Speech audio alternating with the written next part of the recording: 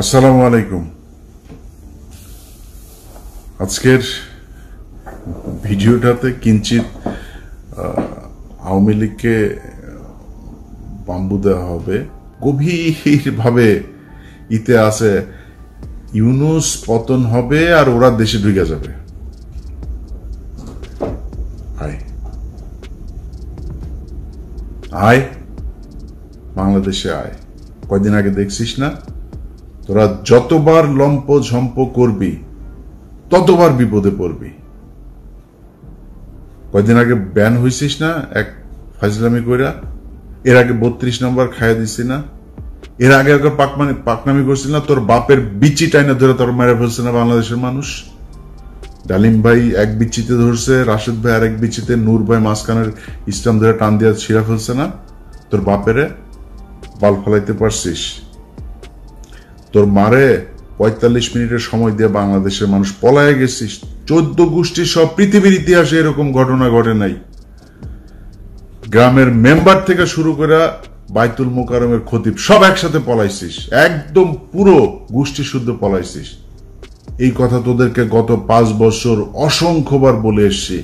এমন একটা দিন আসবে পালানোর রাস্তা পাবি না। তোরা আওয়ামী লীগ করিস এটা কেউ বলতে পারবি না মুখ দিয়া।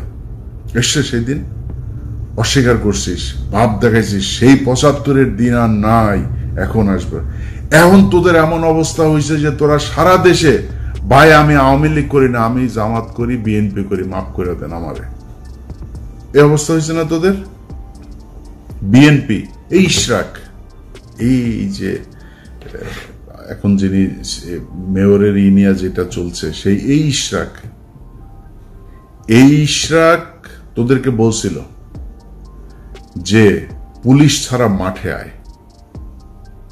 তোদেরকে 1 ঘন্টা সময় দিবে না বিএনপি। 15 বছর চেষ্টা চালাইছিস, বিএনপি ভাঙতে পারছিস? জামাতের শীর্ষ নেতাদের সব ফাঁসি দিছিস, ভাঙতে পারছিস? 2টা দলই স্ট্রং হয়েছে আগের চাইতে। কিন্তু তোদের 75-এর পরে আওয়ামী লীগ বলার নাম মানুষ পাস নাই, 24ও পাচ্ছিস না। এটা তোদের ভবিষ্যৎ।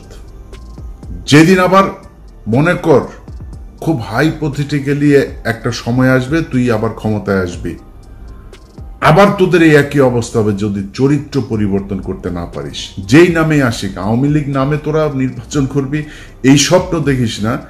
যেই নামে তোদের এই লোকগুলি তো থাকবে, এই লোকগুলির যদি আলাদা কোনো দল হয়, সেই দল থেকে ক্ষমতায় আসিস এবং এরকম করিস, এই আবার তোর আব্বার মতো আর তোর মার মতো অবস্থা হবে। তোর বাপের মনে আছে না, 14 গোষ্ঠী একদম পাড়া মেরে মেরে ফেলছে বাঙালি, মিষ্টি বিলায় খাইছে। তারপরে শিখতে পারছিস কিছু? কোনো কিছু করতে পারছিস? আজকে তোরা এখন লাফালাফি করতেছিস দেশে যাবি। তোরা দেশে যাবি কেন? আবার ওই যে ওয়াসিমের মতো মাইরা তারপরে এই গাড়ির উপর থেকে ফেলবি জীবন্ত মানুষকে, ওই জন্য? আবার ওই যে রোজা ভাঙায়া মহিলার ধর্ষণ করবি, এই জন্য যাবি আবার দেশে? একটা মানুষকে মসজিদ থেকে তুলে নিয়ে যায়, তারপরে জঙ্গি বানায় তারে 1.5 মাসের বাচ্চা সহ তাদের উড়াই দিছিস বোম্বাইরা, জঙ্গি নাটক সাজায়। এটাই তো তোরা আবার বাংলাদেশে যাবি, এই স্বপ্ন দেখিস? এত সাহস তোদের? যা, রাস্তায় যা। তোরা যখন যাবি কোন প্রোগ্রাম দিবি দে বল, কয়টার সময় যাবি, কোন জায়গায় যাবি বল। আমি তোরা গ্যারান্টি দিলাম, বিএনপি, জামাত, এনসিপি, সাধারণ মানুষ, নূরের দল, যেই দল এই দল, সব দল একসাথে হয়ে তোরে পেটাবে। যা, সময় দে। তুই কবে আসতে চাস? ইশরাক তোদের বলছিল না পুলিশ ছাড়া? এখন পুলিশ নাই, এখন পুলিশ তোদের পিছনে নাই। আয়, রাস্তায় আয়, তোদের সাথে খেলবে। তোরা আবার বলতে পারিস যে আমি আমেরিকায় বসে বসে, আর বেটা আমেরিকা বসে দেশ চালাইতেছি। তুই কি মনে করিস তোর বাপ পাকিস্তানে বসে দেশ স্বাধীন করছে না? আমি দেশ চালাইতেছি আমেরিকা বসে। আমি যা বলতেছি তাই, তুই যা। আমি তোরে কথা দিলাম, তোর যদি পেটাইতে না পারে বাংলাদেশের মানুষ, আমি কান কেটে ফেলাই দেব। যা, তোরা বাংলাদেশে গিয়েই কর। তোদের ভেতরে যদি মিনিমাম কোনো মনুষ্যত্ব বোধ থাকতো, বিবেক বোধ থাকতো, মানুষ যা চিন্তা করে ওই চিন্তা যদি আওয়ামী লীগের তোদের মাথায় থাকতো, জীবনে কোনোদিন আর মুখ উঁচু করে কথা বলতে পারতি না। তো লজ্জা লাগে না তোদের এখন? এই যে সারাটা দেশে তোদের অবস্থা দেখ, সব আওয়ামী লীগ এখন, আমি বিএনপি, ভাই আমি জামাত, মাফ করে দে, ভুল হয়েছে বলতেছিস না এগুলি?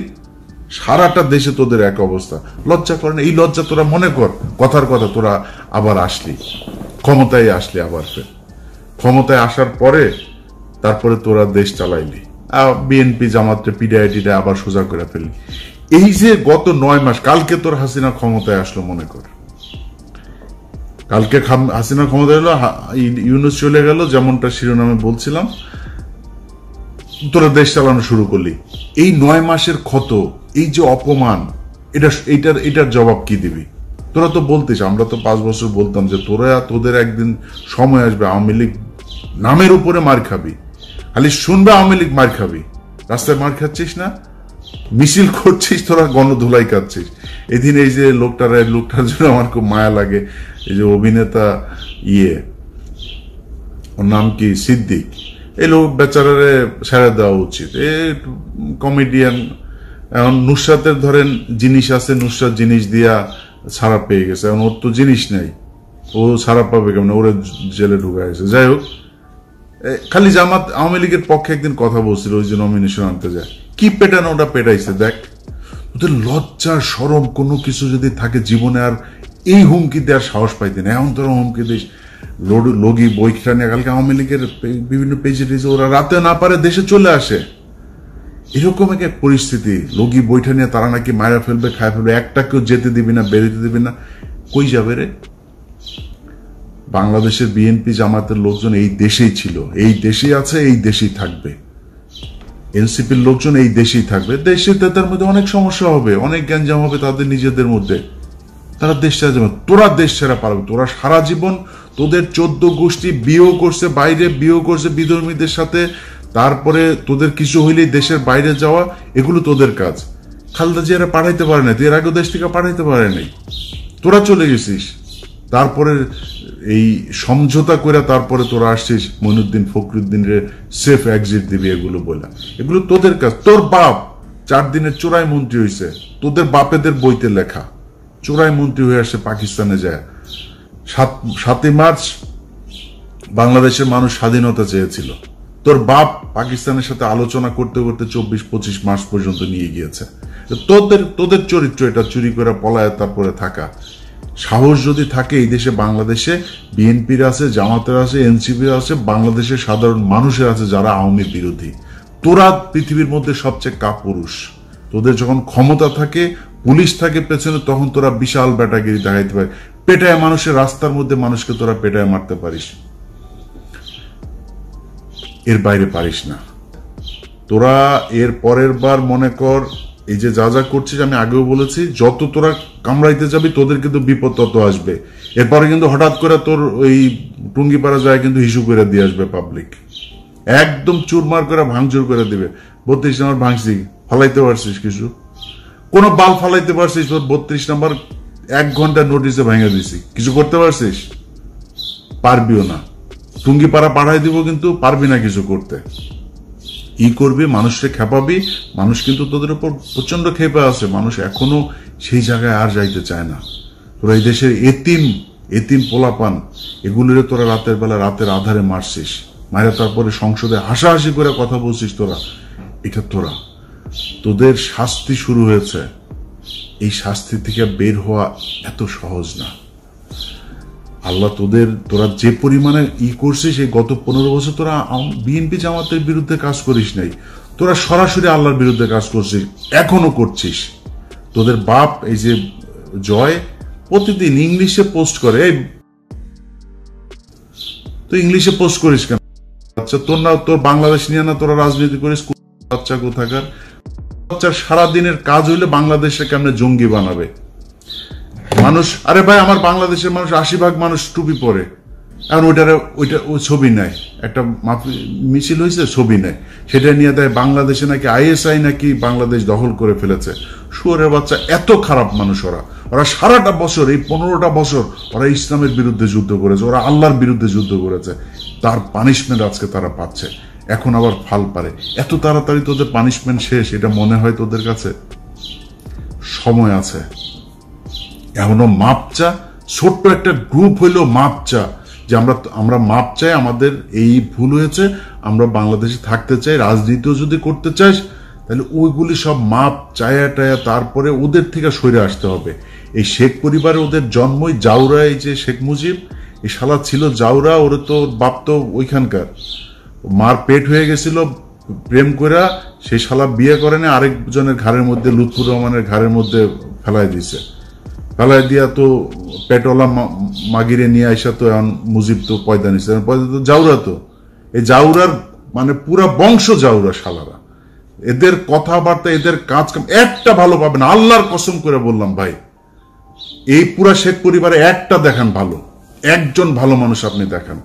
খালি পার্থ ভাই কেমনে কেমনে ওই বাসায় গিয়া পড়ছিল জানি, তো ওই এদের এই ইয়ে মানে এই অন্তত আওয়ামী লীগের এগুলো খায় নাই এই 15 বছর। ভেতরে ভেতরে জানি না পার্থ ভাইয়ের কি ইয়ে, কিন্তু সামনে সামনে অন্তত খায় নাই। এর বাইরে পুরো বংশের ভেতরে দেখেন, এক জায়গায় আপনি খুলনায় যান, ওই ফরিদপুরে যান, ওই বাগেরহাটে যান, মাদারীপুরে যান, গোপালগঞ্জে যান, ওদের রক্ত যেখানে আছে সবখানে একই অবস্থা। এদের এত জাউরাই কুত্তার বাচ্চারা। তো মানে আমি ওদের কালকের এই যে ফেসবুকের ওদের যে অ্যাগ্রাসন, এগুলো দেখা মানে আমি মানে অনেকদিন পরে ইচ্ছা হইলো, বুঝছেন, ওদেরকে একটু দোয়া দুরুদ পড়ার, তো একটু পড়ে দিলাম।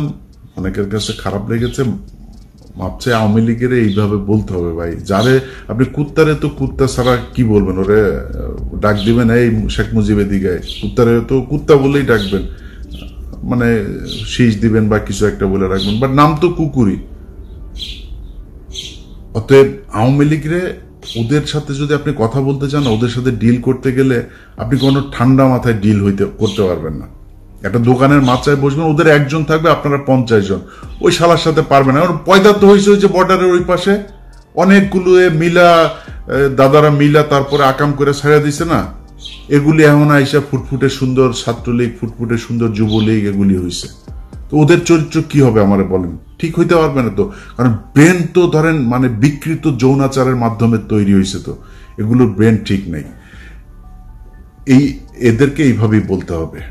এই জন্য বললাম, ভদ্রলোক আমার ভিডিও যারা দেখেন আপনাদের কাছে মাপ চাই এইভাবে বলার জন্য, বাট যেটা বলছি পরিস্থিতি ওইরকম হলে আবার এইভাবেই বলবো, আগে থেকে বলে রাখলাম। সবাই ভালো থাকেন। আর সব শেষ এক লাইন একটা কথা বলে দেওয়া যায় ভাই, 5 তারিখের পরে দেশটা এরকম চলার কথা ছিল না। আপনাদের নিয়ে অন্য এক ভিডিওতে কথা বলবো। খালি আল্লাহর কাছে অনুরোধ, আল্লাহর ওয়াস্তে অনুরোধ আপনাদের কাছে, যে 5 তারিখের পরে এই যতগুলো মানুষ মারা গিয়েছে, এই মানুষগুলোর দিকে তাকায়া হইলেও একটু ধৈর্য ধরে খাইতে পারবেন ভাই, খাওয়ার সময় আছে, খাইতে পারবেন, খাইয়েন, এত অস্থির হয়েন না। 5 তারিখের পরে যদি খালি এখন পর্যন্ত একটা মানুষ গুম হয় নাই, 5 তারিখের পরে এখন আর কাউকে জঙ্গি হিসাবে দেওয়া হয় না, বাংলাদেশে আর কোনো জঙ্গি হামলা হয় নাই, নাটক সাজানো হয় নাই, এটা সত্যি কথা। কিন্তু আমি সরাসরি বলি, ঘুষ দুর্নীতি 1 টাকাও কমে নেই। আমি ইলিয়াস হুসাইন, আমি কত মানুষকে যে মানে ঘুষের থেকে বাঁচাই, কত মানুষকে তার মানে বিপদের থেকে বাঁচাই আল্লাহর রহমতে। আমার কাছ থেকে 1 কোটি টাকা ঘুষ চাইছে, আমার নাম বলছে সেখানে একটা কাজে, কি কাজে সেটা বললাম না, জায়গা মতো দেয়া হয়েছে আমার একটা ফাইলের ব্যাপারে, তো তারে দিয়েছি, সেই উপদেশটা বলেছে যে সে অ্যাকশন নিবে, এটা পাবলিক আনলাম না। আমার কাছ থেকে আমার নাম বলার পরেও সে টাকা চায়, কত ডেসপারেট হয়ে গিয়েছে আপনি দেখেন, চিন্তা করেন। সচিবালয়ে চাকরি করে, আমার কথা বলার পরে সে 1 কোটি টাকা ঘুষ চায়। ছোট্ট একটা কাজ, আরে ভাই আমি গরিব মানুষ, আমার ছোট্ট একটা কাজ, খুব মানে আপনারা মনে করেন না আমি তদবির করছি, মানে একটা জেনুইন কাজ, এই কাজের জন্য একটা লোককে পাঠাইছিলাম, 1 কোটি টাকা চাইছে। সে বলছে যে এটা ইলিয়াস ভাইয়ের কাজ। বলার পরে সে বলছে ভাই এটা তো দিতে হবে, বুঝে নি তো, বাইরের লোক নাকি নিবে তার কাছ থেকে। তো আমি ওই মাননীয় উপদেষ্টাকে দিয়েছি, সে বলেছে এটা ব্যবস্থা নিবে, তো আশা করি ব্যবস্থা তার বিরুদ্ধে নেওয়া হবে। কিন্তু কথা হয়েছে যে সব জায়গায় চলছে, সব জায়গায়, এমনকি যেই মানুষগুলো মারা গেল এই লাশগুলো নিয়েও বিএনপি খায়, জামাত খায়, এনসিপিও খায়। ওদের ভাই ওদের কোলে মারা গিয়েছে, সেই এনসিপিও আসামি বের করার জন্য খায়, ঢুকানোর জন্য খায়। এইভাবে চলছে। এটা কোনো দেশ এইভাবে চলতে পারে না। এইভাবে চালাবেন আর দেশ ঠিক চলবে, এখানে থার্ড পার্টি এসে ঢুকবে না, এটা হইতে পারে না। তো আল্লাহ আপনাদেরও আল্লাহ বিবেক দেখ। আপনারা সব বিশাল ভালো ভালো মানুষ, সব খুব মানে পরহেজগার মানুষ, আপনাদের মুখ দিয়ে খুব সুন্দর সুন্দর করে কথা বলেন, দাড়ি টুপিও আছে। 2 দিন আগে একজন ডিআইজি, যে কোনো এক রেঞ্জের ডিআইজি, দাড়িটারি আছে সুন্দর, আমি খুব সৎ মনে করতাম। 2 দিন আগে তার আমি বিশাল সৎ মনে করছিলাম, তারা অনেক তার পক্ষেও আমি লেখালেখি করছি। 2 দিন আগে শুনি সে সমানে খাইছে। আরে ভাই কিরে, নামাজও পড়ে, রোজাও রাখে, তার দাগ হয়ে গিয়েছে এখানে। এটা কি নামাজ রে ভাই, এটা কি ভদ্রতা? আর শালা তুই ঘুষ খেলে তো দাড়ি কাট, তোর দাড়ি টুপির দরকার কি? তোর কাট বেটা, বাল বড় করে তারপরে মুখে লাগা। তোরা এই হলো অবস্থা। এই জাতির জন্য এখানে একদিন মসজিদে গিয়েছিলাম নামাজ পড়তে, যাই দেখি এইখানে মসজিদের মধ্যে কমিটি সভাপতি সেক্রেটারি হওয়া নিয়ে মারামারি মসজিদের ভেতরে। ওই দিন চিন্তা করছি, আল্লাহ এই জাতিরে দিয়ে আর জীবনে কোনো কিছু হবে না। তারপরেও কথা বলি কেন জানিস?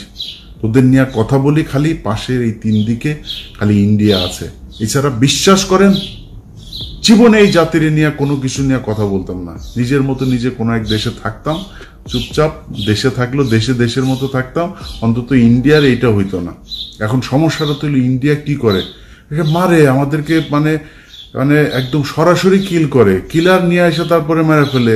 সেই 25শে ফেব্রুয়ারি থেকে শুরু করে এই 5 আগস্ট পর্যন্ত পুরোটা সময় তারা আমাদের উপরে হত্যাযজ্ঞ চালিয়েছে। এটার কারণে খারাপ লাগে।